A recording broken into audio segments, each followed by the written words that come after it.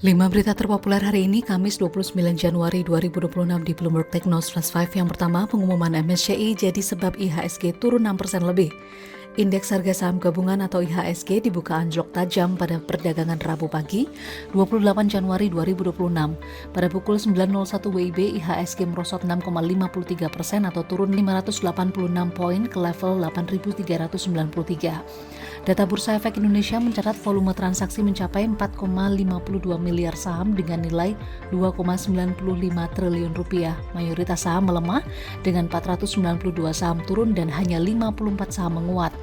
BRI dan Reksa Sekuritas menilai tekanan dipicu aksi jual asing yang mencapai 5,63 triliun rupiah. Sentimen negatif berasal dari ekspektasi suku bunga The Fed yang bertahan tinggi serta rotasi dana global jelang rebalancing MSCI.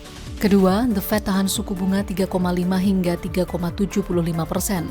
Federal Reserve Amerika Serikat atau The Fed kembali menahan suku bunga acuan di kisaran 3,5 hingga 3,75%. Keputusan tersebut diambil Komite Pasar Terbuka Federal atau FOMC dengan suara 10-2. The Fed menilai kondisi ekonomi Amerika Serikat menunjukkan perbaikan khususnya di pasar tenaga kerja yang mulai stabil. Dalam pernyataannya, The Fed menghapus sinyal resiko pelemahan lapangan kerja yang sebelumnya disampaikan.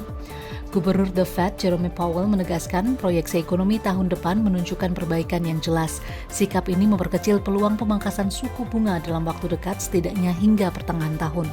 Ketiga, BEI, saham RI berisiko turun ke frontier market. Bursa Efek Indonesia menyatakan Indonesia berisiko turun kelas dari emerging market menjadi frontier market. Penurunan ini berpotensi terjadi jika transparansi data kepemilikan saham yang diminta MSCI tidak terpenuhi hingga Mei 2026. Direktur Utama BEI Iman Rahman menyatakan data yang diajukan saat ini dinilai belum sepenuhnya sesuai metodologi MSCI.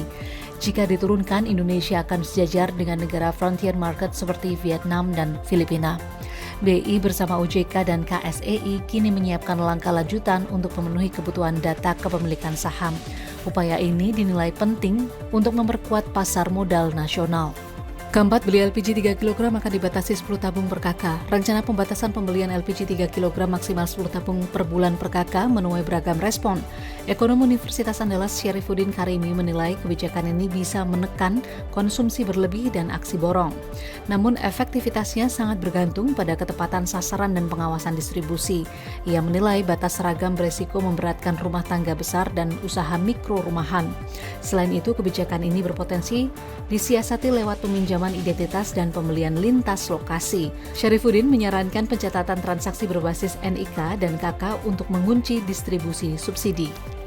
Kelima, tekanan MSCI dinilai hanya sementara. Tekanan pasar akibat kebijakan MSCI dinilai bersifat sementara dan tidak mencerminkan fundamental emiten. Analis pasar modal Hendra Wardana menilai penurunan IHSG lebih disebabkan kepanikan investor dan sentimen kepercayaan.